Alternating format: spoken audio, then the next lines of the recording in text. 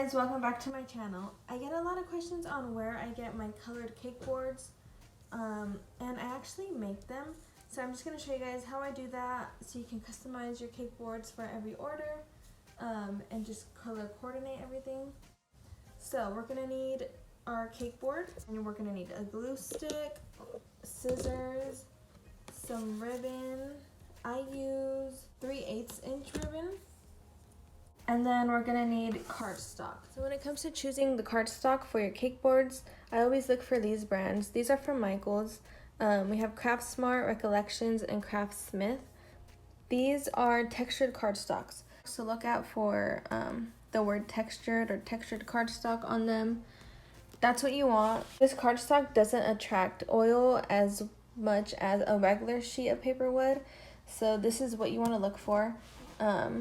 And again, these are from Michaels. I think each pad is about $20, but they always have them on sale, or you can always just use a coupon. Aside from everything that I had shown you, you're also going to need a hot glue gun. This is mine. It's all beat up, but it works. Okay, so we're going to take our glue stick, and this is just regular Elmer's school glue. And we're going to apply glue to the entire cake board. Really focusing on the edges. You want to make sure that none of the edges are lifting up on you.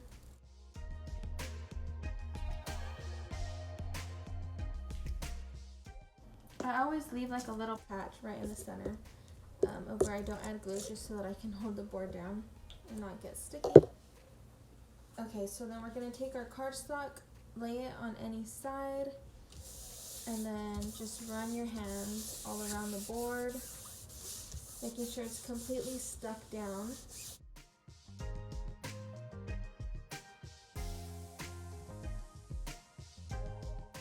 Once you feel like your paper is glued down nice, then we're going to take our scissors and just trim away all of the excess.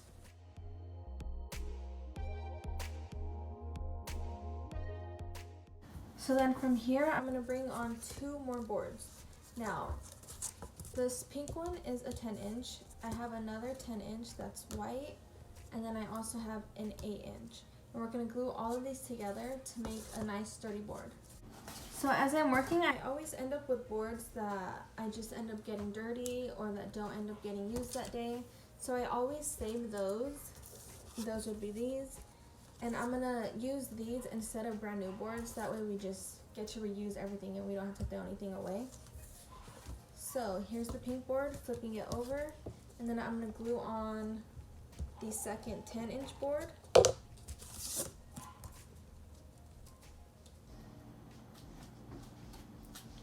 Making sure it's lined up. And then on the very top, I'm going to add on the 8 inch board. Now the only reason I'm doing an 8 inch instead of a third 10 inch is because this is going to make it a lot easier to lift the cake.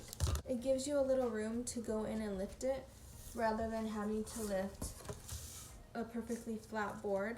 Because when you add the cake onto the cake boards, the cakes get heavy, so then it gets a little difficult to lift the boards. So this gives me the perfect amount of space to just be able to get my fingers right under there. So when it comes to the ribbon, I usually add the ribbon on at the very end after I've completed the cake, just so I know where the front of the cake is. Now for the ribbon, you're just going to add a little glue to the edge and then stick your ribbon right on. And make sure that you're doing the shiny side of the ribbon out.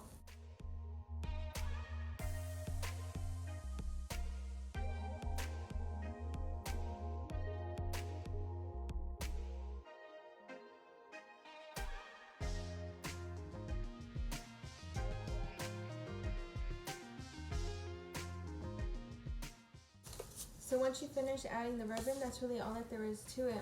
You just add a little bit of buttercream or glue or chocolate, whatever it is that you use to stick your cake onto there. And then that's it. You have your color coordinated cake board. I'm really surprised at how many questions I get on my boards. So I hope this was helpful. Thank you guys, and I'll see you next time.